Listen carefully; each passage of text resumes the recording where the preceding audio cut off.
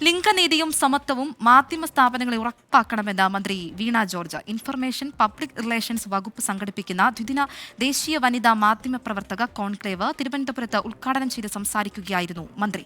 വനിതാ മാധ്യമ പ്രവർത്തകരുടെ സംഭാവനകളും ചരിത്രവും വേണ്ട രീതിയിൽ രേഖപ്പെടുത്തിയിട്ടുണ്ടോ എന്നത് സംശയമാണെന്നും മന്ത്രി വീണ ജോർജ് വ്യക്തമാക്കി. സംസ്ഥാനത്തിനകത്തും പുറത്തും നിന്നുള്ള മാധ്യമപ്രവർത്തകരും അനുബന്ധ മേഖലയിലുള്ളവരും വിദ്യാർത്ഥികളുമാണ് കോൺക്ലേവിന്റെ ഭാഗമാകുന്നത്. സമൂഹത്തിലെ അനീതികൾ പുറത്തുകൊണ്ടുവരുന്ന മാധ്യമപ്രവർത്തകർ തൊഴിലിടങ്ങളിൽ നിസ്സഹായരായി പോകുന്ന അവസ്ഥയുണ്ടാകരുതെന്ന് കോൺക്ലേവ് ഉദ്ഘാടനം ചെയ്ത മന്ത്രി വീണ ജോർജ് പറഞ്ഞു. തൊഴിലിടങ്ങളിൽ നിയമപരമായി ഉണ്ടാകേണ്ട ആഭ്യന്തര സമിതി എത്ര മാധ്യമ സ്ഥാപനങ്ങളിൽ ഉണ്ടെന്നത് പരിശോധിക്കണമെന്നും മന്ത്രി. തൊഴിലിടങ്ങളിലെ സ്ത്രീകൾ നേരിടുന്ന ലൈംഗിക അതിക്രമങ്ങൾക്കെതിരെ അതിനെതിരെ നിലപാടെടുക്കുന്നതിന് വേണ്ടി പോഷ് ആക്ട് പ്രകാരം ICകൾ ഇന്റേണൽ കമ്മിറ്റികൾ ഉണ്ടാകും.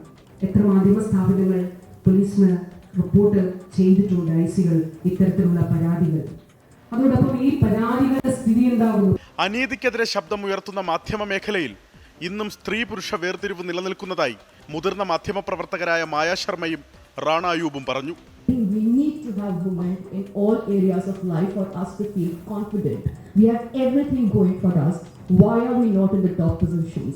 Why are we not on the masthead in the top positions? Why are we not in the top positions of every area of life? കേരളത്തിലെ ആദ്യകാല വനിതാ പത്രപ്രവർത്തകയായ M. ഹലീബീവിയെ കുറിച്ച് ഇൻഫർമേഷൻ പബ്ലിക് റിലേഷൻസ് വകുപ്പ് തയ്യാറാക്കിയ documentary ചടങ്ങിൽ പ്രദർശിപ്പിച്ചു. 24 തിരുവനന്തപുരം.